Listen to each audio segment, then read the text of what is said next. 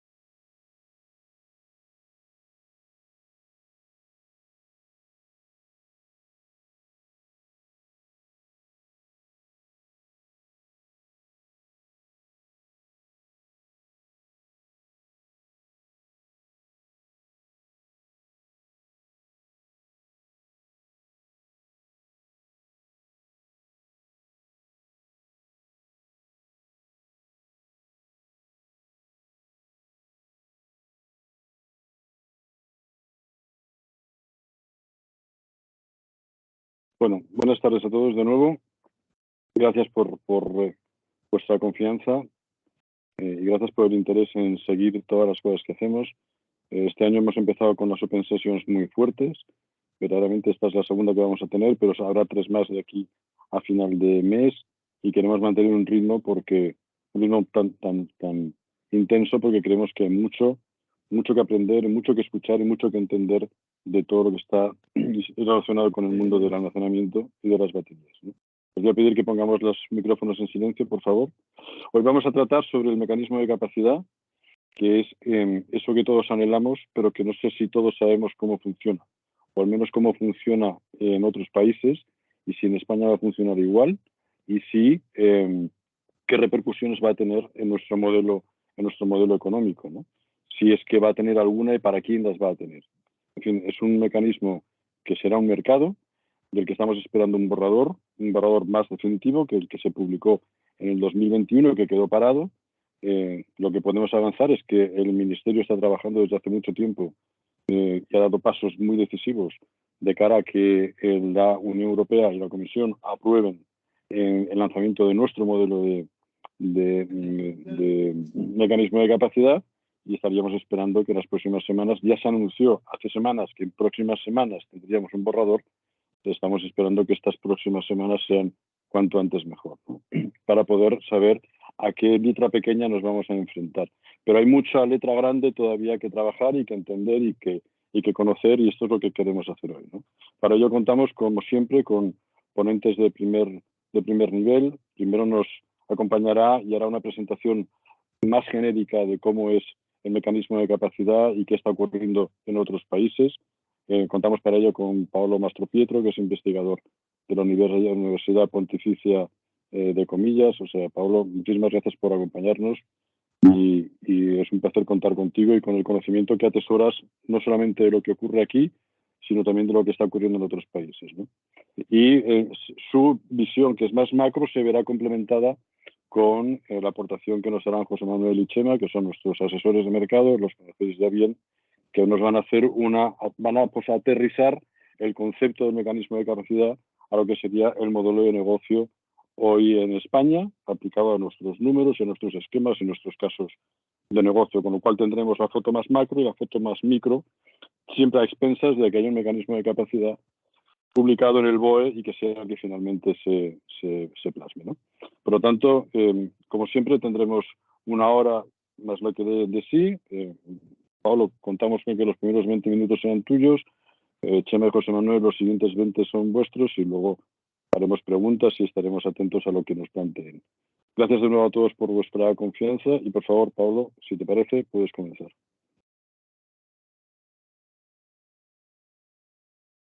Si me podéis confirmar que ya veis la presentación. Confirmado. Genial, pues mil gracias, Luis, por la introducción, pero sobre todo por la invitación a este evento sobre este tema que a mí me interesa mucho, me apasiona. Es un tema sobre el que he defendido mi tesis doctoral hace años y sobre el cual hemos asesorado y colaborado con gobiernos e instituciones tanto en América Latina como aquí en Europa. Yo he preparado una presentación bastante ágil en el que vamos a aumentar paulatinamente el nivel de detalle.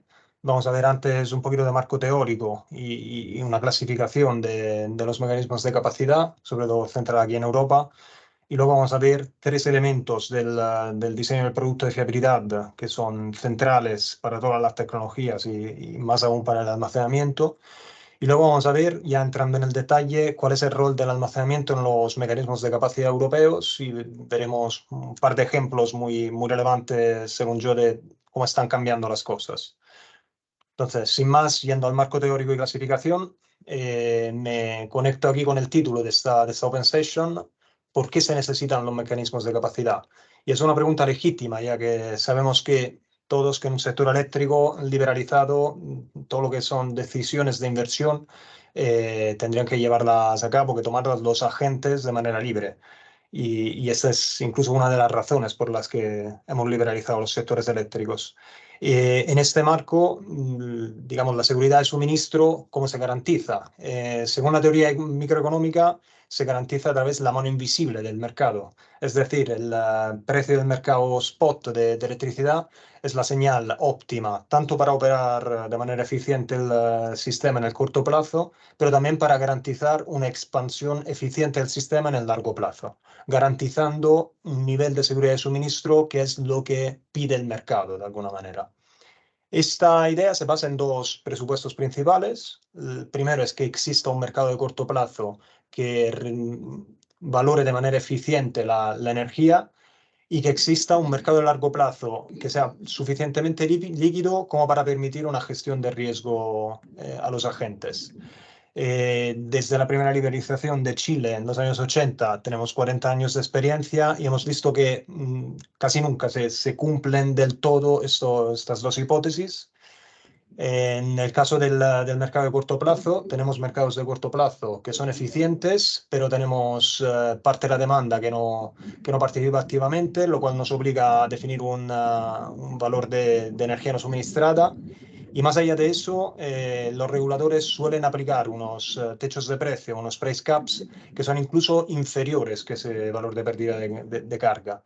Entonces, el resultado es que los costes fijos y variables de un recurso más el retorno a la inversión no se ven completados por los ingresos de mercado, lo que se suelen llamar el missing money, y que no permite digamos, una recuperación de todos los costes y lleva a inversiones inferiores a las que serían necesarias. Yo oigo mucho ruido de fondo. De nuevo, si podéis silenciar, muchas gracias. Y luego hay el problema de la liquidez del mercado de largo plazo. Los ingresos de mercado no son un valor. En el sector eléctrico hay mucha incertidumbre y además hay agentes que son muy aversos al riesgo. No tenemos un valor de ingresos de mercado, sino un rango de valores. Hay mucha incertidumbre. Esto no sería un problema si pudiésemos firmar un contrato de largo plazo que definiera de antemano los ingresos. Y permitiría también, de nuevo, llegar a la inversión necesaria. Sin embargo, estos contratos de largo plazo, de muy largo plazo, de 3 años vista, de 5, de 10 años, no los hay en el mercado de largo plazo. Hay PPAs para renovable, hay algunos tipos de contrato, pero que no están accesibles a todos los recursos, y en lo que es el mercado de largo plazo no es lo suficientemente líquido. Y eso es lo que se suele llamar los missing markets, que es un tema, según yo, mucho más relevante que el tema del missing money, y que afecta de verdad a la seguridad de suministro de los sectores eléctricos liberalizados. En este contexto, ¿qué es lo que hace un mecanismo de capacidad? Pues complementa los ingresos de energía, de alguna manera, con unos ingresos de capacidad, solucionando lo que es el missing money, y al mismo tiempo, a través de esos ingresos de capacidad, estabiliza los ingresos de los recursos, su flujo de carga, no solucionando del todo, pero ayudando a solucionar el tema de los missing markets. Pues esta es la teoría, claramente, pero luego hay que ver cuándo se introduce un mecanismo de capacidad. Lo que se hace normalmente es fijar un objetivo de fiabilidad, por ejemplo, una LOLE superior a 0,94 horas por año, como se ha propuesto aquí en España. Abro paréntesis, es el objetivo de fiabilidad más bajo, más estricto que existe en este momento en la Unión Europea, incluso menor que el de Francia, por ejemplo, que tienen 2 horas por año. Cierro paréntesis. Y una vez que se ha fijado ese objetivo de fiabilidad, se lleva a cabo un estudio de fiabilidad, un análisis de cobertura, y si el sistema no cumple con el objetivo, se introduce un mecanismo de capacidad para atraer nuevas inversiones, para evitar que haya agentes que cierren o desinviertan. Pero hay que tener en cuenta que el objetivo final no es tener nuevas inversiones o nada, es cumplir con un objetivo de fiabilidad. Y eso es muy relevante. Entonces, clasificaciones. Esa es la taxonomía clásica del problema de la seguridad de suministro. Por un lado, frente a ese problema, tenemos dos mercados de sobreenergía que no han existido nunca. En realidad, se utiliza mucho esa etiqueta, pero en realidad siempre existen en salvaguardas regulatorias, en todos los sistemas para garantizar la seguridad de suministro. Incluso en ERCOT o en Alemania hace 10 años, siempre las ha habido. Por el otro lado, hay los mecanismos de capacidad explícitos. Entonces, aquí hay muchas clasificaciones, muchas ramificaciones, basados en precio, basados en cantidad, abiertos a todo el mundo o centrados en una tecnología o en cierta zona. Pero al fin y al cabo se llega a estas 5 etiquetas. Entonces hay pagos por capacidad, como los que que se han utilizado aquí en España o en Italia o en Grecia. Luego hay reservas estratégicas, como las alemanas, las suecas o las que se utilizaron en Bélgica hace 5 años. Hay las Capacity Obligations, que son un mercado de capacidad descentralizado, como el de Francia, por ejemplo. Hay subastas de capacidad, como las de Gran Bretaña o de Polonia. Y luego hay unas Reliability Option, que aquí ponemos aquí con guiones, porque en realidad no es un mecanismo de capacidad, sino un tipo de producto de fiabilidad. Y lo utilizan en este momento Irlanda, Italia, Bélgica, y se ha propuesto también en otros contextos en el pasado. Esta clasificación tiene muchos problemas, sobre todo porque son etiquetas que nos dicen poco. Mecanismos, por ejemplo, el de Irlanda, el de Italia, el de Bélgica, se parecen poco entre sí, más allá de la etiqueta. Entonces nosotros siempre hemos defendido más una clasificación basada en los elementos de diseño, que aquí los representamos como un puzzle, porque están muy relacionados entre ellos. Tenemos el nivel de centralización, tenemos el formato de la subasta o el lado oferta, quién dejamos participar en este mecanismo, el lado de la demanda, a quién cubrimos con este mecanismo de capacidad, elementos del contrato como el periodo de carencia o la duración.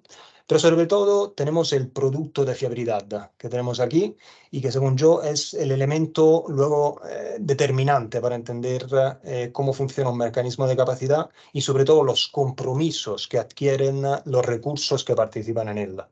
Entonces, para dar un par de pinceladas sobre este producto de fiabilidad, aquí voy a mencionar 3 temas. El primero, cómo se identifican las condiciones de escasez, porque claramente cuando un recurso vende su capacidad en el mecanismo de capacidad, se compromete a entregar o a estar disponible o a entregar esta capacidad, este suministro firme, pero no durante todas las horas, sino durante las condiciones de escasez. Entonces, ¿cómo las identificamos? Se puede hacer básicamente de dos maneras, o a través de parámetros técnicos, como puede ser la presencia de energía no suministrada o una escasez de cierto producto de reserva, o simplemente el operador del sistema que estudia unos parámetros y de vez en cuando levanta una bandera, como el Capacity Alert de Gran Bretaña. O se puede hacer a través de un precio del mercado de referencia. Si nos fiamos de las señales de los mercados, se puede tomar un mercado de referencia, definir un umbral y decir que las escaseces son a partir de un precio superior de ese umbral, digamos. Y es muy relevante esta diferencia porque esto, por ejemplo, tiene un impacto en la duración de los eventos de escasez, tema central, por ejemplo, para el almacenamiento. Luego, ¿cómo se calculan los ratios de firmeza? Lo primero, ¿qué es un ratio de firmeza?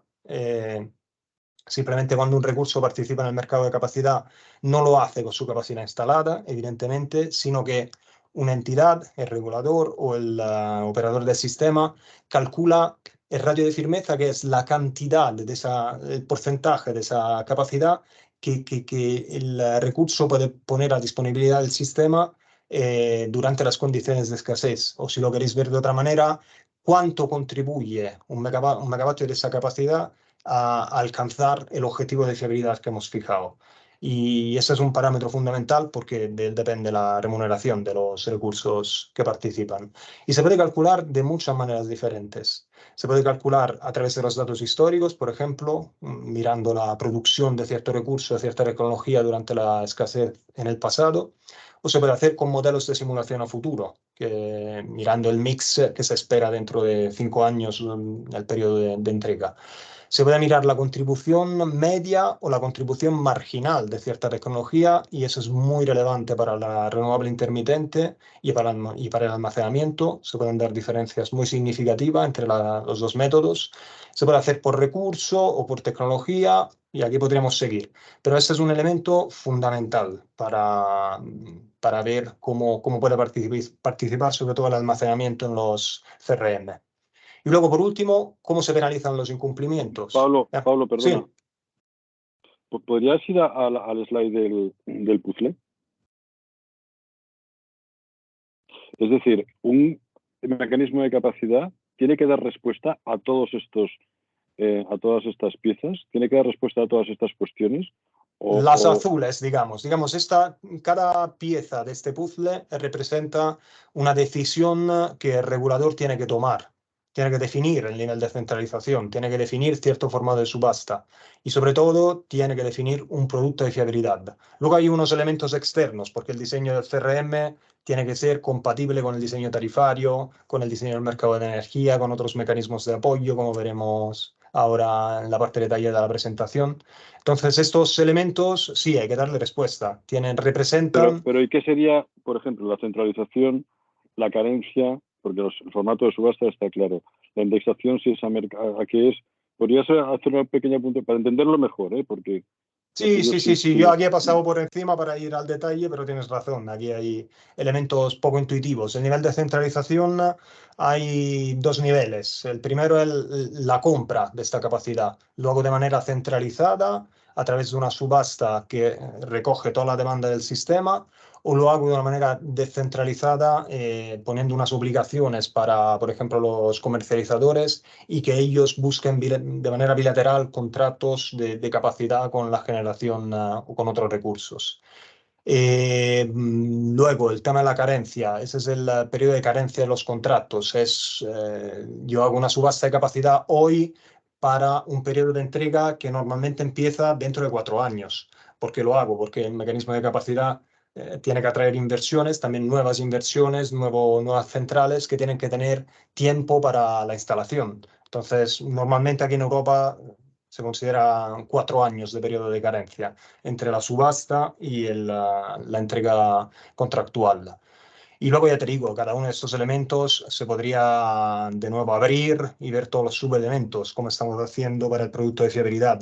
Y hay mil cuestiones. A nivel de O sea, descentralización perdona, también. Pablo, es decir, en un formato de subasta, tú tendrías que calcular cuál es tu proyección de ingresos en función de la duración más el periodo de carencia, ¿no? Es decir, el conocimiento que tienes que tener de lo que puede llegar a pasar para que tú hagas una oferta competitiva es muy exhaustivo. O sea, no es que tú ofertes con los precios a 6 meses vista, es que tienes que ofertar en un mercado a 4 años vista por Sí, luego 5, 6, 7, 10 años, ¿no? ¿Es correcto? sí, aquí hay contratos de capacidad en Europa que llegan hasta los 15 años. Entonces tú cuando vendes, te comprometes a algo durante 15 años, eso te obliga a hacer cálculos en ese horizonte de tiempo, más el periodo de carencia. Entonces son simulaciones muy complicadas de hacer. Es difícil para un agente calcular bien cuál debería ser su oferta en el mercado de capacidad, qué dinero pide para vender ese producto de fiabilidad. Es exactamente así, es muy difícil y se puede minimizar ese problema a través de un producto de fiabilidad que esté bien diseñado y que los agentes sepan ya cuáles son sus compromisos y qué tienen que analizar para definir su oferta. Gracias, perfecto. Sigamos. Entonces, siempre el producto de fiabilidad. El último punto que nos quedaba era el tema de la penalización de los incumplimientos. Hay un compromiso, ese compromiso se puede cumplir o no. Si no se cumple, tiene que haber una sanción por regulación europea. Ya el paquete de energía limpia obliga a que los CRM, los mercados de capacidad, tengan una penalización por incumplimiento. ¿Cómo se puede definir esa penalización? Puede estar relacionada, por ejemplo, con el potencial daño que ese incumplimiento provoca. Entonces, pueden estar relacionados normalmente con el valor de pérdida de carga, porque si tú no estás con tu recurso como te habías comprometido, puede haber directamente energía no suministrada en el sistema. O se pueden introducir penalizaciones relacionadas con lo que es la remuneración que habías obtenido. Entonces, por cada incumplimiento, yo te pido que me devuelvas un cierto porcentaje de la remuneración anual que recibes del mercado de capacidad. Y luego, aquí se pueden introducir posibles exenciones o techos de pérdida también para limitar el riesgo de los agentes, que si no, también se dispararía el valor de las ofertas, evidentemente. Entonces, estos son tres elementos del producto de fiabilidad que, como podéis ver, tienen un impacto muy significativo en la participación de los recursos. Y lo que quiero subrayar es que es más interesante saber, si yo tuviera que participar en el CRM, me interesaría menos saber si está en la etiqueta de Capacity Option o en la etiqueta de Reliability Option, y me interesaría más saber, conocer el detalle de estos elementos de diseño. Entonces, pasando al análisis detallado de lo que es de cómo está participando el almacenamiento en los mecanismos de capacidad europeos, yo quería empezar volviendo al tema de los radios de firmeza y a la evolución reciente que han tenido en Europa. Como decíamos, el almacenamiento, más que otras tecnologías, está sujeto a saturación, también en el caso de los mecanismos de capacidad. Eso quiere decir que a medida que entra almacenamiento en el sistema, modifica las condiciones de escasez, ¿no? Y además por partida doble, porque añade demanda, por ejemplo, en las horas donde no hay problemas y elimina demanda en las horas donde sí hay condiciones de escasez. Si nosotros calculamos los ratios de firmeza a través de la contribución marginal, esto se verá reflejado. Para dar un ejemplo, vemos aquí los ratios de firmeza que se han ido utilizando en Reino Unido desde la primera subasta de capacidad. Aquí vemos diferentes duraciones del almacenamiento, vemos cómo el ratio de firmeza va aumentando. Entonces una batería de 2 horas, esto estaba más pensado para batería por aquel entonces, recibía un ratio de firmeza del 65%. Eso quiere decir que cada 100 megavatios de esa batería yo puedo vender en el mecanismo de capacidad solo 65 megavatios. Y luego ya a partir de las 4 horas saturaba. Teníamos 96%, que es básicamente un ratio de firmeza que es la tasa de fallo de la electrónica de potencia, es ya el valor máximo. Y vemos como ya el año después les tocó añadir una categoría más de 4 horas y media y vemos como iban ya bajando de alguna manera los ratios de firmeza del almacenamiento. Eso se hizo más evidente todavía en los años posteriores. Aquí vemos cómo se sigue el mismo patrón. Disminuyen de alguna manera los radios de firmeza y además se añaden más categorías. Y ahora, si a la primera subasta valía con tener un almacenamiento de más de 4 horas para tener el radio de firmeza máximo, aquí en 2021 ya hacían falta 5 horas y medio para tener este ratio. Y luego el golpe final ha sido el del año pasado, o de 2022 en particular. Y aquí vemos directamente una gráfica. En amarillo vemos los radios de firmeza para diferentes duraciones. En amarillo para 2021 y en azul para 2022. Y veis cómo antes, a partir de 5 horas y media, todos tenían el D-rating máximo. Y en cambio, ahora el D-rating, el radio de firmeza máximo, lo obtienen solo los almacenamientos a partir de 9 horas y media. Y todos los demás tienen radios de firmeza que son bastante inferiores a los que se manejaban al principio. ¿Eso por qué? Porque ha ido entrando mucho almacenamiento en Reino Unido a través del mercado de capacidad, pero a través del Dynamic Containment y todos los servicios auxiliares nuevos, y eso ha provocado un cambio en las condiciones de escasez. Y para que veáis bien ese efecto, yo os he puesto aquí también lo que es el ratio de firmeza de las renovables intermitentes. Aquí, si os fijáis en la solar, en un año le han aumentado el D-rating del 3,3 casi al 5%. ¿Por qué? Por el mismo efecto. Aquí hay muchas cosas mezcladas, pero también porque con la entrada del almacenamiento, el D-rating, el ratio de firmeza de la solar se ve mejorado, porque el almacenamiento mueve las condiciones de escasez fuera de las puntas convencionales. Y ese es un tema muy relevante para el almacenamiento y, y que no se ha visto solo en Reino Unido. Es un tema Pablo, bastante ¿y importante. es replicable a otros países en estas proporciones? ¿O cada país tiene su curva y su evolución de B-rating? Cada país tiene su curva porque el ratio de firmeza depende de las peculiaridades de cada sistema. Entonces, no todos los sistemas.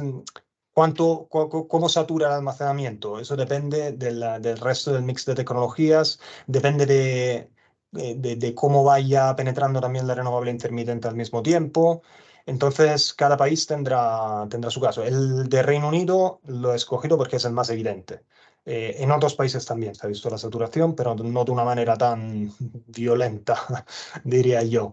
Pero vamos, no generalizaría, es un efecto evidentemente muy común, pero depende del mix de recursos. Hoy en día los radios de firmeza dependen del mix de recursos, entonces son peculiares de cada sistema eléctrico. Pero claro, eso estará también en combinación con la salida de tecnologías del mix, ¿no? O sea, Exactamente. si se cierran gas, si se cierran nucleares, supongo que hay una constante oscilación de este rating factor, ¿no? Totalmente, totalmente. Luego, acordémonos que cuando se firma un contrato de capacidad, si hablamos de una nueva inversión, la remuneración y el ratio de firmeza se definen durante la duración del contrato. Entonces, si te dan un contrato de 5, 7, 10 años, luego no te van cambiando el ratio de firmeza constantemente, a menos de que no haya ahí fórmulas raras. Entonces, tampoco quiero que pase el mensaje que cada año llega un regulador o un TSO y te cambia el ratio de firmeza. Si hay un contrato a largo plazo, eso no ocurre. En cambio, si hablamos de almacenamientos existentes, que tienen normalmente en un mercado de capacidad contratos año por año, esos sí estarían sujetos a este efecto de saturación, que no tiene que ser así en todos los sistemas, pero que sí es un efecto bastante importante en todos los sectores No eléctricos. funcionan estos con este ordenador, no sé por qué. Entonces, Sí, sigo. apagamos los micrófonos, por favor. Sí, en 5 minutos, ¿vale, Pablo? Para dar paso luego a Sí, Chema sí, sí. también. Dos temas más, muy rápidamente. Entonces, ese era el tema del horario de firmeza. Un tema que a mí me parece central para el almacenamiento es qué ocurre cuando hay un periodo de escasez en el que los recursos que han vendido capacidad tienen que entregar y ese periodo de escasez es más largo de la duración del almacenamiento, ¿no? Entonces, yo tengo una batería de 2 horas, batería o puede ser cualquier otra tecnología, tengo una batería de 2 horas y tengo una escasez de 6 horas. ¿Qué es lo que ocurre en ese caso? Aquí hay enfoques muy diferentes. En Europa, y he cogido los extremos, En Bélgica, por ejemplo, esas limitaciones de energía sí se tienen en cuenta cuando se aplican penalizaciones. Entonces, la duración del almacenamiento determina un número máximo de horas durante las cuales voy a averiguar si ha cumplido o no con su compromiso. Entonces, si tú tienes un almacenamiento, lo has vendido como 2 horas de duración, si cumples con esas 2 horas, no te miro las restantes 4, digamos. Incluso si logras producir durante esas 4 también, te doy la posibilidad de venderlo en el mercado secundario. En Bélgica incluso se ha llegado a discutir la posibilidad de tener en cuenta la degradación de las baterías. Entonces, es digamos, un entorno bastante favorable para el almacenamiento. En cambio, en Irlanda, totalmente opuesto. El enfoque es radio de firmeza, hay un radio de firmeza para el almacenamiento y se considera que ese ya es una herramienta de gestión de riesgo. Tú tienes 100 megavatios de almacenamiento, yo te doy un de-rating del 20%, entonces tú vendes 20 megavatios de suministro firme y tienes los otros 80 para cubrirte durante condiciones de escasez que vayan más allá de tu duración. Y este es otro enfoque posible, que evidentemente luego los almacenamientos tendrán más riesgo y probablemente lo reflejarán así en la oferta en el mercado de capacidad. Ultimísimo tema. Pablo, perdona, una pregunta. ¿Y esa capacidad, tú la tienes que tener siempre en reserva? Es decir, primero, ¿con cuánto tiempo te llama el regulador o el operador para que entres? Y tienes que tener esa capacidad siempre disponible. Nos han hecho muchas preguntas en ese sentido. Entonces, sobre la primera pregunta, ¿qué antelación te dan? Eso depende del diseño del mercado de capacidad. Me acuerdo en Reino Unido eran 4 horas, por ejemplo. En Bélgica ahora lo van a hacer ex post. Entonces tú operas tu almacenamiento y luego descubres de repente si has producido durante las condiciones de escasez o no. Bastante delirante. Y luego hay otros sistemas en que se basan al precio de mercado, donde el recurso tiene que evaluar la posibilidad de que se supere el precio de escasez, por ejemplo. Entonces es muy complicado de dar una respuesta única. Y luego, ¿tienes que tener reserva? No. Lo que pasa es que te expones a riesgo de penalización, pero no hay ningún mercado de capacidad. Los mercados de capacidad normalmente son mecanismos que dejan total libertad en la operación del activo. Entonces, el almacenamiento no se compromete a tener cierta cantidad de energía. Eso es parte de su gestión de riesgo. Entonces, si quiere estar cero riesgo, se mantiene siempre una energía ahí guardada por si acaso, pero no es una obligación del mecanismo de capacidad normalmente. Fenómeno. Ultimísimo, más rápido aún, la compatibilidad con otros mecanismos de apoyo, que entiendo que es un tema candente aquí en España y en otros sitios, porque la DigiComp no siempre acepta que un mismo recurso reciba una remuneración de 2 mecanismos que están ambos bajo, digamos, la lupa por ser ayuda de Estado. Entonces, si son los dos ayuda de Estado, y ese es el caso de los mecanismos de capacidad, pero también de los mecanismos de apoyo al almacenamiento, la DigiComp pide evitar una doble remuneración. Entonces, hay que decir que normalmente los reguladores europeos históricamente han prohibido la participación en los mecanismos de capacidad a aquellos recursos que estaban recibiendo apoyo de otro mecanismo. Eso ocurría mucho con las renovables, sobre todo donde hay más literatura, evidentemente, más que con el almacenamiento. Entonces, un caso para ver cómo actúa la DigiComp, se puede mirar el caso de Irlanda, donde el regulador decidió permitir también a la renovable participar en el mercado de capacidad, también en los casos en los que esa renovable estaba recibiendo un apoyo de otro mecanismo. Sin embargo, la Comisión aceptó esa participación para la República de Irlanda. Sabéis, tienen un sistema eléctrico único, pero son 2 países. Entonces, en la República de Irlanda, el apoyo a la renovable era un feed-in premium sobre los ingresos de mercado. Entonces, la Comisión dijo, aquí yo puedo considerar la remuneración del mercado de capacidad dentro de estos ingresos de mercado, la quito de lo que le tengo que dar en concepto de feed-in premium, entonces son compatibles los 2 mecanismos. Entonces lo permito. En cambio, la Comisión decidió no aceptar la participación para la renovable instalada en Irlanda del Norte, que había sido apoyada a través de un sistema de cuota, un sistema de certificados verde, porque no veían una manera directa en las que se podía compatibilizar las dos remuneraciones. Entonces ahí vieron un riesgo posible de doble remuneración y no lo admitieron. Evidentemente es una discusión también política, hay que tenerlo en cuenta y veremos cómo lo soluciona el Ministerio en su negociación con la DG Comp. Y Bueno, ese, solo por mi avanzar parte, era lo que el último. Ministerio, perdona, el Ministerio sí que quiere que sean compatibles, al menos con los PERTE, con las subvenciones de los PERTE. Y está trabajando en esa línea, pero claramente está volcado porque sean perfectamente compatibles. Lo que quieren es que en las ofertas del mecanismo de capacidad, aquellos que han recibido una subvención interioricen en su oferta esa subvención al CAPEX que ya han recibido, lógicamente, ¿no? Sí, Pero esa quieren que sea compatible. es una situación muy peculiar dentro del mercado Claro. europeo, porque es la primera vez que se introduce antes un mecanismo de apoyo, luego un mecanismo de capacidad, y normalmente se hace al revés. Se internaliza la remuneración del CRM dentro del apoyo específico para la tecnología. En este caso ya no es posible hacerlo así, entonces habrá que ver, hay espacio para negociación y esperemos que el Ministerio sepa tomar una solución. Perfecto, Pablo. Oye, pues mil gracias. Vamos a dar paso a José Manuel y a Chema. Mientras tanto, Beatriz, sí, vamos a compartir tanto el enlace en YouTube, lo tendréis, como esta presentación en la que viene ahora de José Manuel. Si sois socios, claro, si no, no tendréis acceso a las presentaciones. Chema y Pablo, muchas gracias, Pablo. No te vayas, que luego entran las preguntas, ¿vale? Y las de verdad, no las que te hago yo, ¿eh? ¿Vale? Muchas gracias. Chema, por favor, quitas la cámara, Pablo, ¿te parece? Bueno, José Manuel y a Chema ya los conocéis bien, y si no los conocéis bien, pues hoy los conoceréis mejor. Así que, José Manuel, adelante, y Chema, adelante.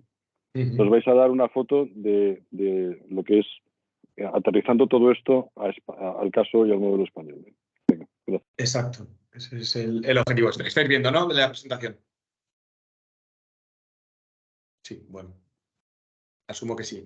Como decía Luis, el objetivo es los conceptos generales que ha explicado muy bien Pablo, pues aterrizarlos en el caso español y luego pues también, bueno, compartiros nuestra visión sobre cómo creemos desde un punto de vista cuantitativo que algunas cosas van a evolucionar. En primer lugar, por poner en contexto dónde estamos dentro del proceso de aprobación de todo el mecanismo de capacidad, hemos comentado ya cómo el punto de partida de todo esto es un análisis de cobertura que tiene que realizar cada TSO. En ese sentido, ya Red Eléctrica, pues en octubre del año pasado, publicó los resultados de su estudio de cobertura, de los cuales aquí resumimos las conclusiones principales. Al final, los mensajes clave con los que concluye su estudio de Red Eléctrica es que en ausencia de un mecanismo de apoyo o de por llamarlo de otra forma, de un mecanismo de capacidad, la viabilidad económica de gran parte del parque de generación que a día de hoy está contribuyendo a la firmeza, en otras palabras casi por los ciclos combinados, no van a ser viables económicamente. ¿Qué es lo que pasa? Que si parte de estos activos empiezan a solicitar el cierre por estos motivos económicos, va a haber un riesgo de seguridad de suministro. Entonces, al final, la conclusión de Red Eléctrica es que es necesario introducir un esquema de apoyo económico adicional para poder asegurar la garantía de suministro. Este riesgo para la seguridad de suministro, ¿cómo queda demostrado? Con los diferentes escenarios que simula Red Eléctrica. Aquí en esta tabla lo que estáis viendo es una serie de simulaciones en las que se van cambiando algunas hipótesis que realiza Red Eléctrica en el horizonte, pues desde el 2024 hasta el 2030, y el esquema post-EVA lo que significa es el ajuste de viabilidad económica, es decir, cuantifica cuáles son los ingresos de mercado que van a ir obteniendo las diferentes tecnologías. Si esos ingresos de mercado no están por encima del umbral de viabilidad, cierra esos activos y a consecuencia de eso aumenta el riesgo para la seguridad de suministro, que es lo que veis aquí en rojo, el valor del OLE. Hemos comentado cómo en España se ha fijado ese umbral en un 0,94 y en todos los escenarios que simula Red Eléctrica el estándar de fiabilidad no se alcanza. Aquí también por ilustrar lo que veis en rojo, este es un escenario en el que no entra nuevo almacenamiento. Este estudio lo que está incluyendo es el almacenamiento que estaba considerado en el anterior PNIEC, es decir, por ejemplo, 2,5 gigas de baterías, y aquí vemos cuantitativamente cómo el almacenamiento tiene una contribución muy evidente a la seguridad de suministro, porque la ausencia del mismo a lo que lleva es a que el LOLE aumente considerablemente. Hemos hablado también de las situaciones de estrés, de lo importante que es para el mecanismo definirlas. Aquí lo que estamos mostrando es a la izquierda, veis un estudio que realizamos nosotros en el marco de Apival para tratar de identificar estas situaciones de estrés. Sería un poco el proxy que luego usaremos para definir también los ratios de firmeza. Y a la derecha vemos este mismo ejercicio realizado por Red Eléctrica. ¿Cuáles son los mensajes clave que extraemos nosotros de este estudio? Es que las situaciones de estrés vemos cómo están concentradas en unas horas y en unas duraciones muy concretas. ¿Esto qué es lo que hace? Que el almacenamiento sea una tecnología que está muy bien posicionada para proporcionar este servicio de firmeza, que es lo que va a estar remunerando el mecanismo de capacidad. Aquí abajo lo que veis, por ejemplo, son las señales de precios que estarían condicionando la operativa del almacenamiento en el mercado diario. Podéis ver cómo las horas más probables de descarga de almacenamiento pues coinciden con las situaciones de estrés identificadas con Red Eléctrica. En este sentido, ya lo ha comentado también Paolo, es muy importante que a la hora de cuantificar el caso de negocio del almacenamiento se tenga en cuenta la compatibilidad o no, o cómo puede influir el mecanismo de capacidad en la operativa del almacenamiento. Hemos dicho cómo a priori no tiene por qué ser algo limitante, pero aquí además lo que vemos no es solo que te vaya a limitar, sino que la operativa óptima del almacenamiento ya te va a asegurar que tú estás cumpliendo con los requerimientos del mecanismo de capacidad. Y además, estas de ser la tecnología óptima por los perfiles, pues bueno, también vemos cómo estas horas de estrés son menores de lo que estamos viendo en otros países, lo cual justifica, como veremos ahora, que en España esperamos unos ratios de firmeza más elevados de lo que, por ejemplo, estábamos viendo en la experiencia de Reino Unido. Aquí lo que hemos hecho es aplicar con nuestro modelo cuantitativo cómo sería la contribución de diferentes horas de almacenamiento con diferentes enfoques de situaciones de estrés. Pues, por ejemplo, si tomamos las 250 horas de estrés, que es lo que aplica Francia, las 300 horas de Italia, o, por ejemplo, 876 horas, que es el criterio tarifario para definir los picos, lo que vemos es que el almacenamiento de 2 horas en España pues estaría en unos rangos de ratios de firmeza en torno al 50-60%. Y ya a partir de 4 o 5 horas, la contribución de firmeza, como decía Paolo, ya sería cercana a la propia disponibilidad. En resumen, esto es algo que es un ejercicio que tendrá que realizar Red Eléctrica, pero desde el resultado de nuestros modelos lo que indica es que esperaríamos ver unos ratios de firmeza sensiblemente mayores a lo que veíamos en otros países. Y además, por complementar lo que comentó Paolo, lo que nosotros vemos también es que por las particularidades que tiene el mix de generación nacional, por la instalación que va a haber de energía renovable, en particular solar fotovoltaica, y el desmantelamiento de parte del parque convencional que mencionaba Luis, al final ese efecto de saturación o canibalización que se veía en los de-rating factors en el caso de Reino Unido, en particular, de acuerdo a nuestras simulaciones, en España no va a ser tan abrupto probablemente. Es verdad que, como decía Paolo, a medida que entra el almacenamiento, los perfiles de situaciones de estrés del sistema se pueden modificar. Esto hay que evaluarlo de manera cuantitativa y detallada con estos modelos de optimización a largo plazo. Lo que sí que vemos particularmente relevante es el efecto del resto de los mercados. Como veremos a continuación, sí que es verdad que sí que es muy importante la cuantificación del ingreso potencial en el resto de los mercados para ver cómo vas a ofertar en un eventual mecanismo de capacidad que, como decía Luis también, vas a tener visibilidad de los ingresos que dentro de 3 años vas a tener por 5, 7, 10 años. Entonces, evidentemente, si te equivocas en las expectativas del resto de ingresos, contando con que el almacenamiento va a ser un modelo de revenue stacking y contando que el mecanismo de capacidad debería ser compatible con una operativa eficiente en el mercado, que es lo que a nosotros nos sale en los modelos, pero evidentemente hay que confirmarlo con las situaciones en las que va a haber precios más atractivos, te va a hacer ofertar un precio u otro y puede afectar a la viabilidad del proyecto. Entonces, esto es clave irlo monitorizando y ver cómo evoluciona el mix de generación y diferentes escenarios, como veremos a continuación, que pueden tener un impacto bastante crítico en la rentabilidad del negocio. Perdona, Sí. Chema, en todo Sí. caso, es decir, tú tienes una capacidad, o sea, una vez que has ganado la subasta, ya está. Lo que decía Pablo, eso es verdad. O sea, una vez, si tú has o sea, operado podrás con monitorizar, pero tu capacidad de reacción ya será nula respecto al mecanismo de capacidad. Correcto. Es decir, habrás ganado un precio que será por potencia, entiendo, ¿no? O por un mix o por energía. No sé si esto igual...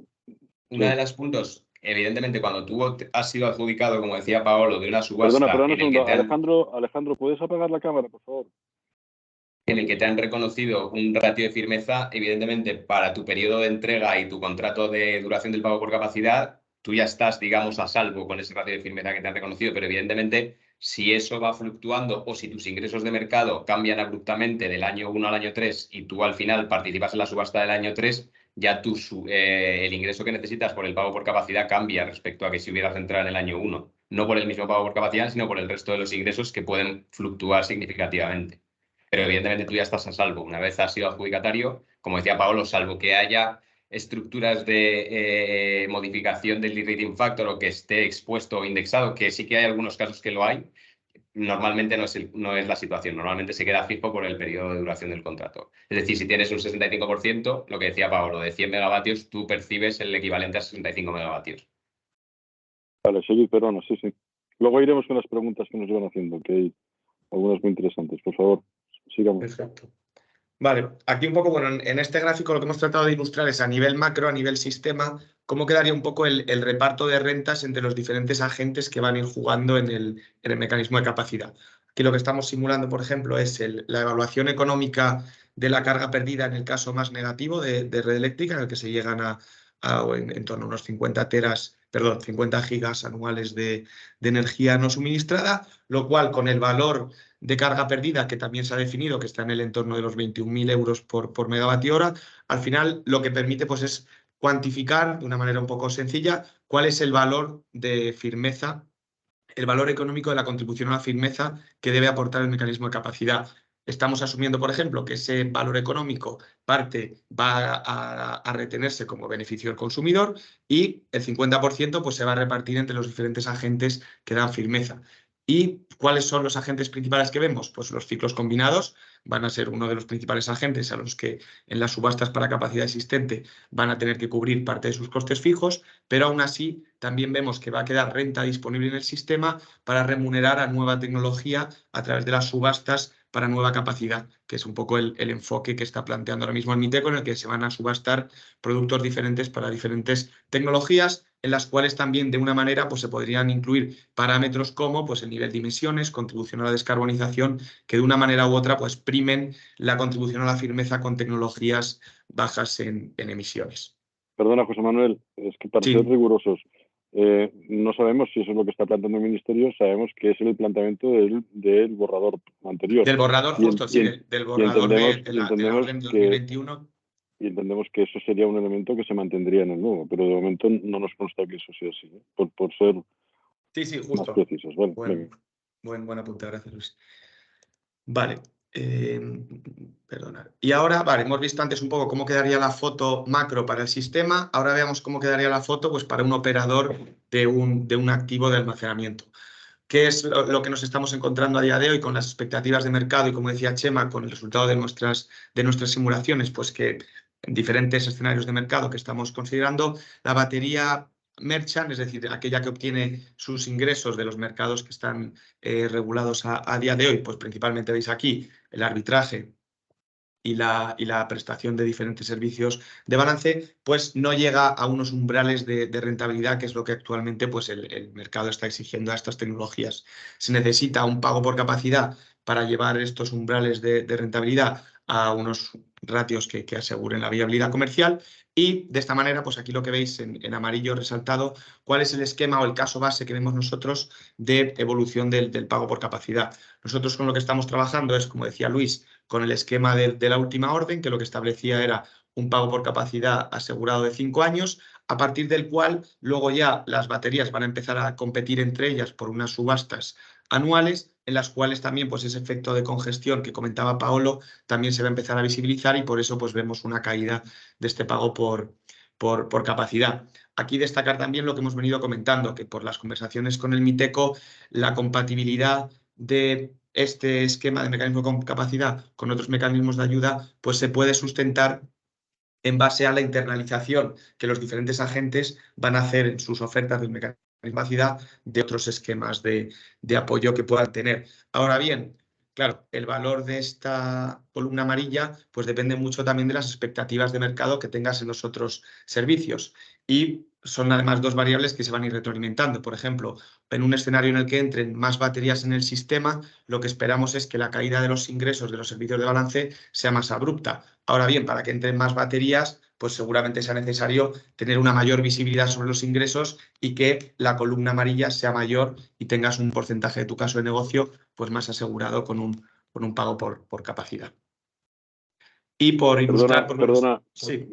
Si vas a la slide esta, Sí. entendemos que el 5 o 6% es agregado, o sea, es merchant más asignación de banda secundaria, que son la fuente de ingresos más importante, ¿no? Para las 2 horas, ¿no? Y el 4 o 5% para las 4 horas. O sea, no es solamente merchant, ¿de acuerdo? No, pero merchant, es que la banda secundaria es merchant también, porque Vale, es un vale, ingreso que correcto. está en el mercado. Vale, perfecto. Pues eso para aclararlo. El punto que es... aproximadamente es un 10% de agregado, ¿eh? O sea que no son 10 puntos más, o sea, estaríamos hablando Eso, de agregado. Sí que es verdad que lo que siempre hemos dicho que es clave entenderlo. O sea, si ahora mismo en el sistema nacional entrasen 20 megavatios de baterías, la rentabilidad que obtendrían sería bestial, pero estaría lejísimos de los objetivos de almacenamiento que se plantean en el PNIEC precisamente para integrar las renovables, no para hacer rico a un promotor de las baterías. Entonces, si realmente creemos que las baterías, y está demostrado, es el activo pivotal para que se cumpla la transición y se integren las renovables que aportan firmeza y que además permiten mayor desarrollo de las renovables, hace falta algún mecanismo de apoyo adicional. Primero, para la firmeza está el pago por capacidad.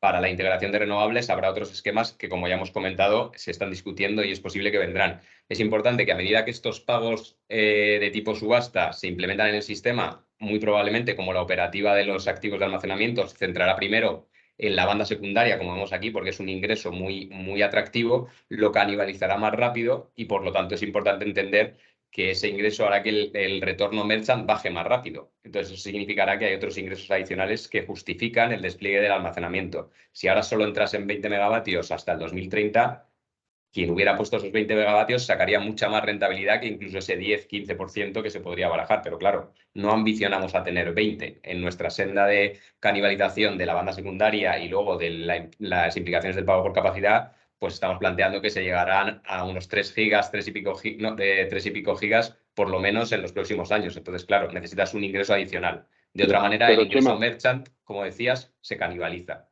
Correcto. Lo único que en el 2030, por ejemplo, vamos casi al 40% de los ingresos de 2026. Eso justificaría una rentabilidad. O sea, ¿por qué estaríamos ahí hablando de inversiones rentables con una volatilidad alta, por lo tanto, rentables de verdad? O sea, son con un riesgo limitado, ¿no? El tema es que, claro, es decir, el operador... porque va a bajar tanto el CAPEX, por ejemplo, para que... Es decir, vamos al 40% de los ingresos del 2030 frente al 2026. O sube más el mecanismo de capacidad para precisamente compensar ingresos más firmes, ¿no? O si no, se me antoja que ese nivel CAPEX, de ingresos del 2030 en adelante no van claro, a dar, no va a haber umbrales de rentabilidad. El CAPEX, vemos y lo hemos visto en los últimos 12 meses que hay una caída sustancial y prevemos que esa caída vaya a continuar. Lo que vemos es que a partir del 2030, si te fijas, el ingreso es principalmente pago por capacidad y arbitraje. Eso Correcto. Prácticamente es un ingreso como el que podría tener, si me permites el símil, una solar fotovoltaica hoy en día, que es el precio capturado del mercado, que todo el mundo lo entiende y que la bancabilidad de esos proyectos está garantizada. Eso implica que va a haber financiación barata disponible. Esperemos que también la situación macroeconómica de los tipos se haya corregido y habrá financiación barata, con lo cual, si tú tienes ahí un proyecto con unas rentabilidades del 6%, 7%, que haciéndole apalancamiento llegas a rentabilidad al inversor cercanas al 10%, que es lo que pasaría en el pasado con las renovables, el mercado funciona. Hoy por hoy, ¿qué pasa? Que cualquier desarrollador de almacenamiento que quiera entrar en estos primeros años va a pedir dobles dígitos para la rentabilidad, que es lo que ha pasado en Reino Unido, pero luego a medida que evoluciona el mercado, baja el CAPEX y la rentabilidad se queda en valores más moderados porque hay un mercado de financiación y de bancabilidad más maduro. Y eso es lo que vemos que va a pasar en el largo plazo. Muy bien. Seguimos. Sí, nada, ya por un poco por cerrar con la foto del Estatuto de Desarrollo Regulatorio, pues bueno, hemos comentado cómo pues los primeros pasos, que es el estudio de seguridad de suministro para identificar las necesidades de firmeza, pues ya lo ha realizado Red Eléctrica. ¿Qué esperaríamos? Pues que luego se vaya trabajando, en un primer lugar, en seguir avanzando la regulación técnica, todos los aspectos que ha comentado Paolo, pues esperamos que la nueva la nueva orden nos dé algo más de visibilidad, y luego algunos otros parámetros como el ratio de firmeza, que debería ser Red Eléctrica un agente que tuviera voz en este asunto. En paralelo, ha comentado ya Luis, nos consta que el MITECO está trabajando muy intensamente en lograr ya la aprobación europea, tanto con Digicom como con DigiEner, del mecanismo. Y ya pues el último punto pues será, con todos los detalles regulatorios, lanzar la primera subasta, que bueno, esperamos idealmente que tengamos visibilidad en las próximas semanas ya sobre el calendario también de las próximas subastas. Y por complementar lo que decía Paolo, creo que es clave, más que el nombre que le demos al mecanismo de remuneración del CRM, efectivamente las características y el detalle de cómo se va a estructurar, cuál va a ser lo que decía, el periodo de carencia, la indexación posible, la cuantificación de las situaciones de estrés. Todo esto es lo que realmente va a conformar cómo de bueno o de malo va a estar posicionado un player de almacenamiento en España para ser adjudicatario de estas subastas y que el modelo de negocio sea más rentable. Pero el modelo de borrador ya no va a haber muchas diferencias respecto al modelo de borrador. Y bueno, en era todo muy caso, high level.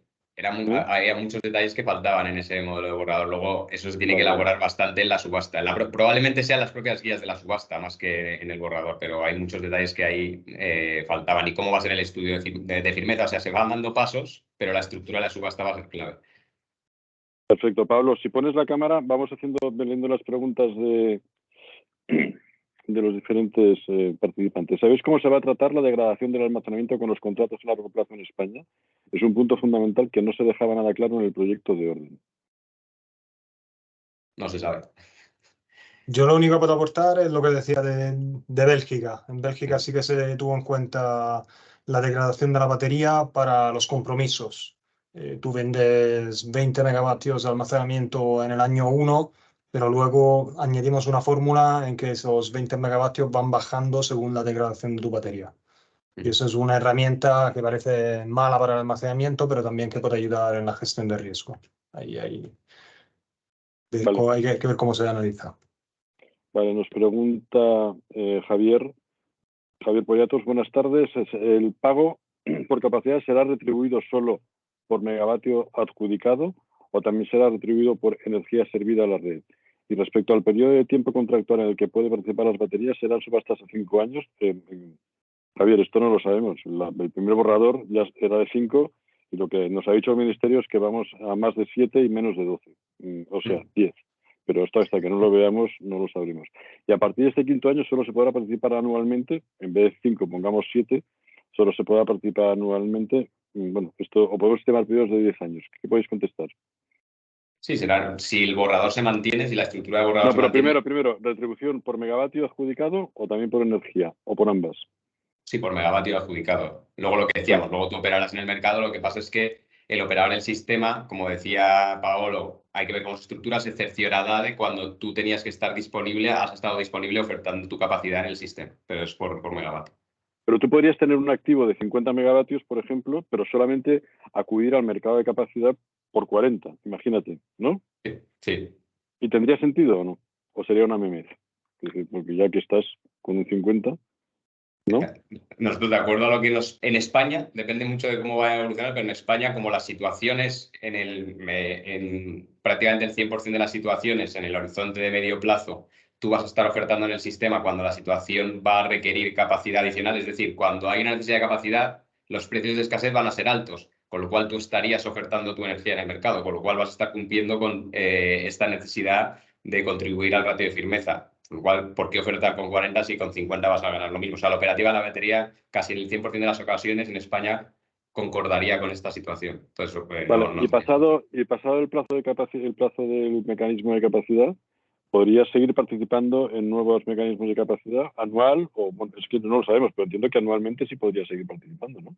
En las subastas anuales, de acuerdo al borrador, era para capacidad existente. Es decir, tú ya serías capacidad existente, con lo cual competirías con los ciclos, con la hidráulica que estaría ofertando en las subastas anuales. Luego, Eurico, ¿qué tal? Sería bueno saber, esto primero yo preguntaría, ¿va a ser un mercado unificado para España y para Portugal? ¿O para el mercado ibérico? ¿O el mecanismo, cada país va a sacar sus propias diferencias? En este sentido, ¿somos uno o somos dos países diferentes? Ni idea. Uno. O sea, sería para el mercado ibérico. Sí. No, sería para España. España. España. como- España y Portugal tendría su esquema, ¿verdad? Sí, y habría una Perfecto. participación transfronteriza, que es un tema muy controvertido en Europa, y ver cómo participan los recursos españoles en el portugués y cómo participan los portugueses en el CRM español. Y la pregunta de cuál es el porcentaje de participación de la batería en el mercado de capacidad considerada en este escenario. Entiendo que te refieres al escenario que han presentado Chema y José Manuel de Eurico. El porcentaje de participación de la batería en el mercado de capacidad. No entiendo la pregunta. ¿Se puede hablar? No entiendo. Eurico, si quieres abrir el micrófono y nos lo aclaras. ¿Me oyes? Perfectamente. Sí, lo que preguntaba es en el escenario que Emma y José Manuel presentaron, la porcentaje que consideraron de participación en mercado de capacidad, ¿se fue los 100% o menos, claro? De las baterías que entraron en el escenario de mercado que planteábamos ahí. Exactamente. Bueno, Buena pregunta. O sea, el ingreso del mecanismo de capacidad no es el 100% de las baterías, no el 100% de las baterías está remunerada, pero lo tenemos que chequear, no es el 100%. Sí, al final lo que preguntaba Luis, de si necesitas de participar en todo, con todo o solo una parte. Lo que preguntaba es qué parte sería esa. No, o sea, Los puedes participar o sea, tú vas a poder ofertar el 100% de tu capacidad, luego se te va a aplicar el ratio de firmeza, pero a priori con el enfoque no tiene que haber una vinculación entre cómo ofertas el mecanismo de capacidad y las características físicas. O sea, podrías ofertar el 50% solo si por algún motivo económico te hiciera sentido. O sea, Y un cálculo ya un poco rizando el rizo, es decir, ¿cuánta gente ha apostado por futuros ingresos, claro. de acuerdo, en el mecanismo de capacidad que se van a quedar fuera del mecanismo de capacidad? Eso es un poco, yo creo que Eurico va por ahí. Al final, en lo que es el mecanismo de capacidad, como decía Pablo al principio, está enfocado en asegurar que hay firmeza en el sistema. Entonces, no va a haber subastas para nueva capacidad para 6 gigavatios de almacenamiento. Entonces, evidentemente, si en nuestro escenario planteamos que en el 2030 va a haber, un ejemplo, 4 gigavatios de almacenamiento, probablemente, seguro, no todos esos 4 gigavatios se van a beneficiar de ese ingreso adicional de mecanismo de capacidad. Entonces, yendo a la pregunta de Eurico, en nuestro escenario no todos los gigavatios de almacenamiento que están en el 2030 en funcionamiento tienen parte del revenue stacking del mecanismo de capacidad. Hay otros players que con el ingreso merchant y con el descenso de los CAPEX, su caso de negocio cierra. Depende mucho de la rentabilidad esperada que tengas, pero el mecanismo de capacidad va a limitar las subastas de nueva capacidad a lo que el operador del sistema considere que se necesita para asegurar la firmeza. Y no son 4 gigavatios como los que podemos tener en el 30, porque hay subastas anuales para ciclos combinados y no se van a necesitar tantos gigavatios de almacenamiento. Vale, es que algún día habrá que sacar ese dato, ¿eh? Porque, por ejemplo, si se han... en las ¿y las hibridaciones podrán entrar también en el mecanismo de capacidad exactamente igual que el standalone? Nosotros, desde nuestro punto de vista, el funcionamiento, la operativa lo permitirá, porque las hibridaciones en España todas están siendo las que son en AC, que te permiten cargarte la red, al final la contribución a la firmeza va a ser prácticamente equivalente a un standalone. Claro, pero Si fuera DC sería otra historia, porque ahí entrarían en juego los ratios de firmeza que Paolo mencionaba con la fotovoltaica, que evidentemente son mucho más bajos. Pablo, ¿qué nos puedes decir de eso? Es decir, el mecanismo de capacidad en otros países es solo para standalone o también para plantas hibridadas. Y depende de la visibilidad que tengan esas plantas hibridadas para el operador. Yo no conozco, por ejemplo, ningún mecanismo donde se haya definido un de-rating específico para hibridaciones. Además, ahí se multiplica la dificultad, ¿no? Porque hay hibridaciones, hay 100 millones de combinaciones posibles. Entonces, ¿cómo defines el de-rating? Ahí yo creo que para el operador sería... O sea, son 3. No, pero la cantidad de almacenamiento en comparación con la solar o con la eólica. Entonces, ahí es muy difícil definir un ratio de firmeza, y yo creo que lo más común es que participen de manera aislada en el mecanismo de capacidad, aunque luego puedan participar a través de contratos bilaterales o lo que sea en mercado de energía. Eso, repito, a menos que no tengan un contador único y y sea completamente agnóstico el operador del sistema, no sepa lo que está pasando ahí detrás y tiene que calcular un ratio de firmeza según una estimación de las contribuciones durante la escasez. Pero vamos, no hay experiencia con centrales hibridadas en Europa que yo conozca de participación en los CRMs. Porque el borrador del 21 era solamente para standalone. No, Era para a nueva memoria. capacidad. ¿Para? Para nueva capacidad, evidentemente, inherentemente está hablando de lo que es la tecnología de almacenamiento, porque lo que decía Paolo, si tú hibridas 100 megavatios de fotovoltaica con 20 de almacenamiento, evidentemente tú no puedes ofertar, o sea, hay que ver cómo ofertarías, no puedes ofertar los 100 de la fotovoltaica, entrarías más en los 20 del almacenamiento y habría que ver cómo efectivamente la visibilidad del operador del sistema de ese conjunto hibridado penaliza o no penaliza frente a un standalone.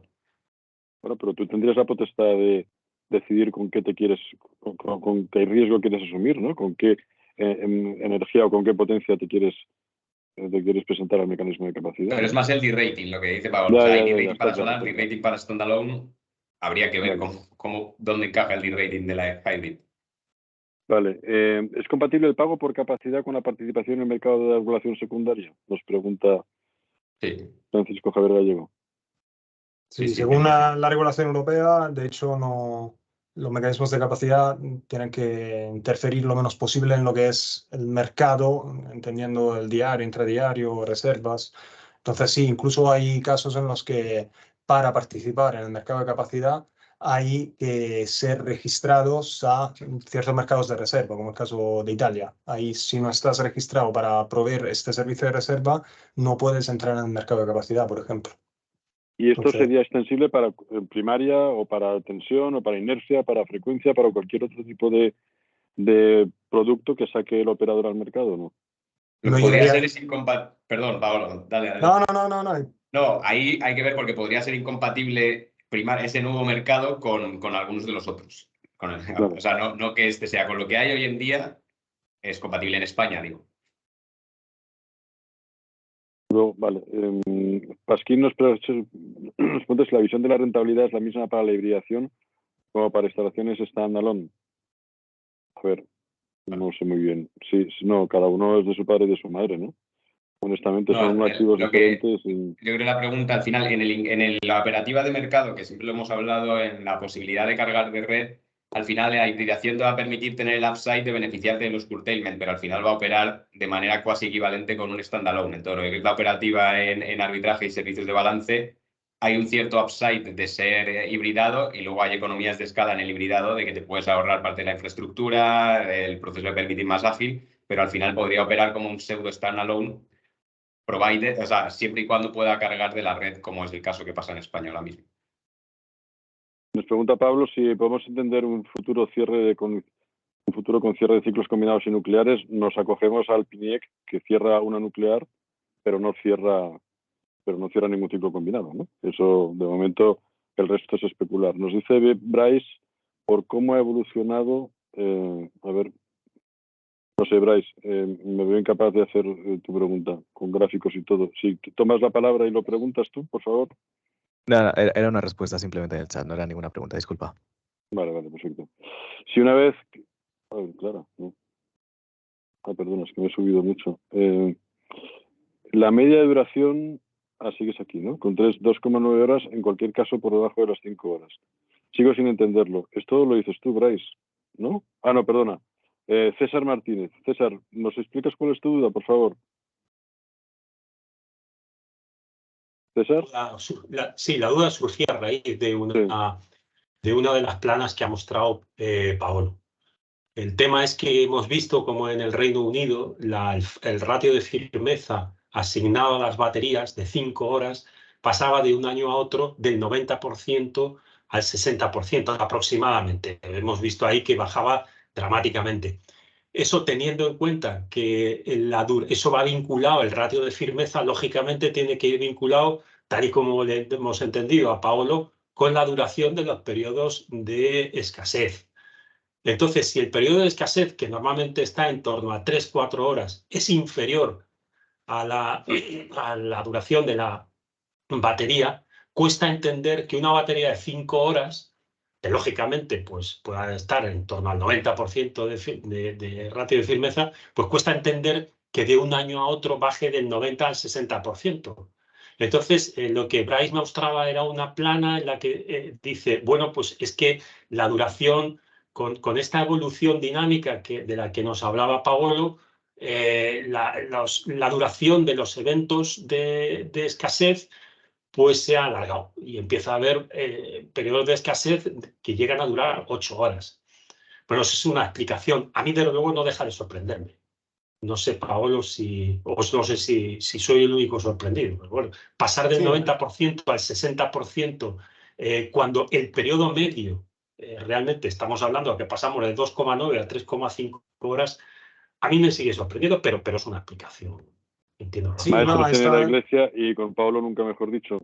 Así que, Pablo, ¿qué puedes decir? Sí, está, bueno, las gráficas que ponían ahí en el chat son muy pertinentes, es exactamente lo que está ocurriendo, está aumentando la duración esperada de los eventos de escasez, entonces va disminuyendo también el ratio de firmeza de los almacenamientos con menor duración. Esa caída tan drástica del 90 al 60 se debe más bien a la introducción de nuevas categorías. Entonces, antes se decía, a partir de 5,5 tú eres el no va más. Esto ya nos puedes dar, no nos puedes dar más. Entonces te reconocemos el 90.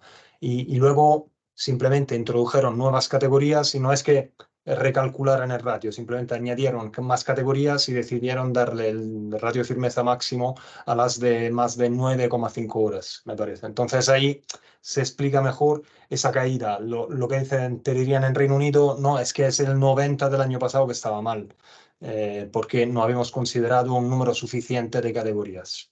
Esa sería probablemente su explicación. Pero sí, se entiende que a nivel de escenarios y de hacer cálculo es complicado luego cuando hay cambios de ese nivel. Vale, Tomás García, hola Tomás, nos pregunta por qué la barra amarilla se reduce tanto con el tiempo. Si se gana la subasta, yo creo que se refiere al diagrama, ¿no? de Chema y de José Manuel, donde la que se reduce con el tiempo es sobre todo es la roja, la de secundaria, ¿no?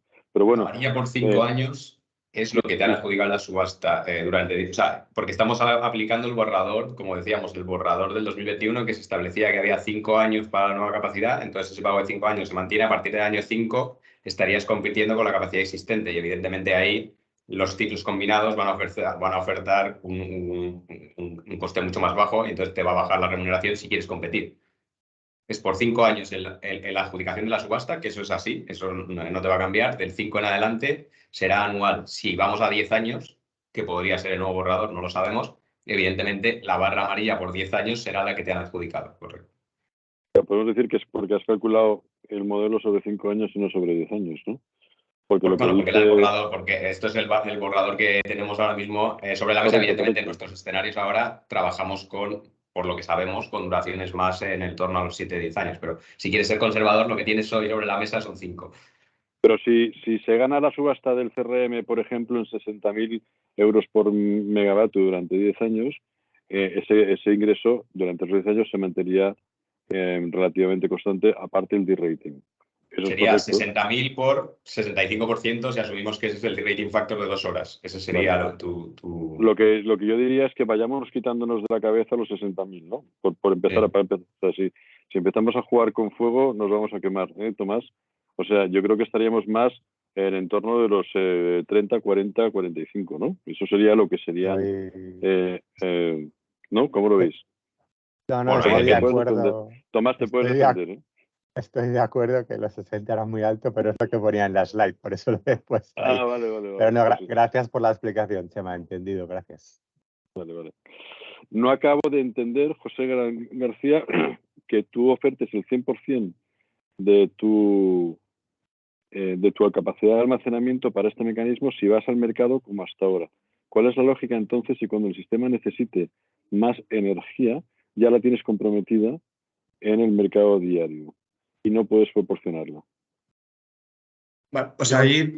Sí, bueno, dale, Pablo, sí. No, ve tú, José Manuel. Sí, no es un poco tal y como está, con el patrón de cumplimiento con el borrador antiguo. O sea, si tú estás vendiendo energía en las situaciones de estrés en alguno de los mercados, ya estás cumpliendo con el requerimiento de firmeza. O sea, el pago por capacidad lo que está remunerando es tu disponibilidad y esa disponibilidad se ejecuta ofertando en el mercado. No es que tengas que estar a la espera de que haya una activación especial de otro mercado. O sea, si tú estás ofertando en el mercado diario de 7 a 9 y de 7 a 9 es la situación de estrés que ha identificado Red Eléctrica, estás cumpliendo con el requerimiento del mecanismo de capacidad. Igual en servicios de balance, si tú estás participando en los servicios de balance y estás ofertando con tu capacidad asignada, también estás dando cumplimiento al requerimiento del mecanismo de capacidad. En todo caso, si te van a avisar con 4 horas de antelación, en el peor de los casos, tendrías capacidad de cargar, ¿no? O sea, tendrías que valorar qué te merece más, pagar la penalización o cargar al precio de mercado que esté en ese momento, ¿no? Más en el modelo de mercado, en el modelo de negocio que nosotros hacemos de optimización en todos los mercados intradiarios y servicios de balance donde puedes operar la batería cargando y descargando, evidentemente tenemos en consideración que va a haber casi siempre una coincidencia de estas situaciones de estrés con precios altos, pero evidentemente a veces no. Pero hacemos una optimización de que te compense o cargar en alguno de los mercados anteriores o efectivamente en un extremo llegar a la penalización. Que ese sí que no es el ideal, porque al final ahí sí que entras en un juego que podrían deshabilitarte para el ingreso por el mecanismo de capacidad. Y eso tendría otras consecuencias. Y que rompería con la lógica que plantea Pepe, ¿no? Claro, es que efectivamente. Vale. Lana nos dice... Gonzalo Lana, buenas tardes. Si tienes, por ejemplo, 20 megavatios adjudicados en el mercado de capacidad, ¿significa que siempre tienes que tener tus baterías cargadas para aportar esa potencia durante X horas? No entiendo bien cómo un mecanismo que pretende asegurar la fiabilidad del sistema se subaste en potencia y no mencione la capacidad.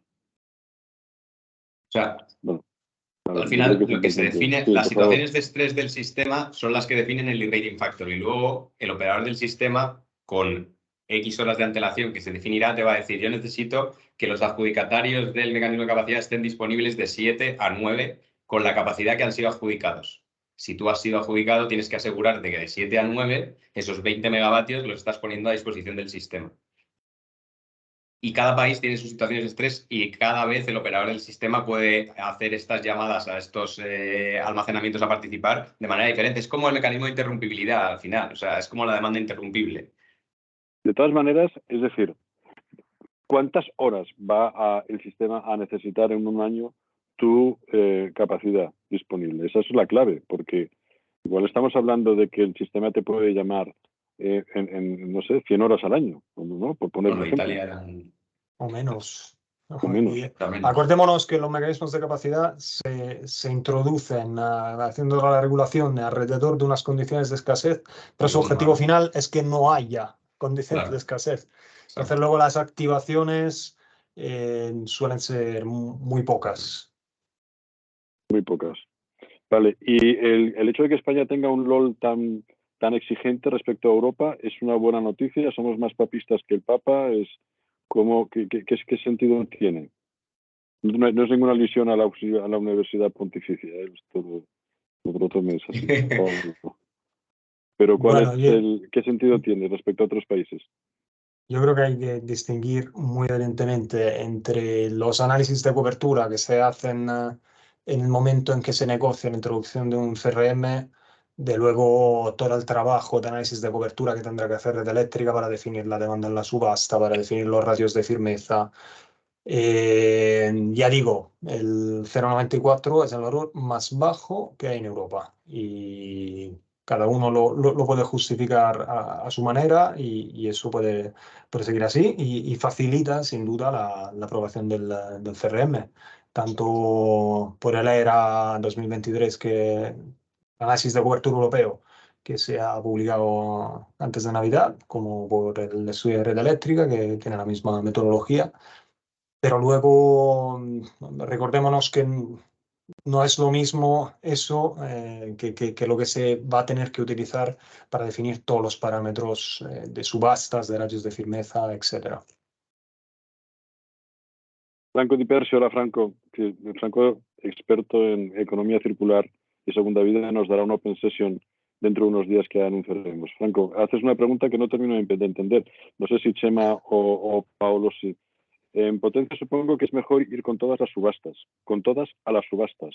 pero quizá con las horas, con todas las horas me refiero, pero quizás con las horas, entre paréntesis, que define el CAPEX, se puede jugar. Si es así, ¿en base a qué factores va a valorar? Al final, en el caso de negocio, que es lo que siempre hemos presentado, tú vas a combinar ingresos por mecanismo de capacidad e ingresos de mercado. Si te vas a una batería de 4 horas, cada hora adicional, desde la 1 hora hasta las 4, te está reduciendo los ingresos de mercado que vas a capturar por la operativa de arbitraje y de servicios de balance, con lo cual te van a dar un de-rating factor mayor, pero como hemos visto, efectivamente, el de-rating factor de 4 horas no es el doble que el de 2 horas.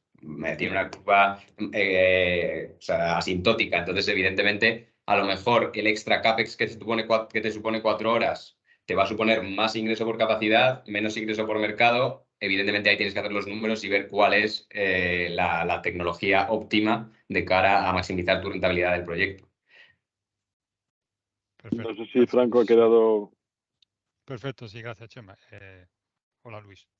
Vale, perfecto.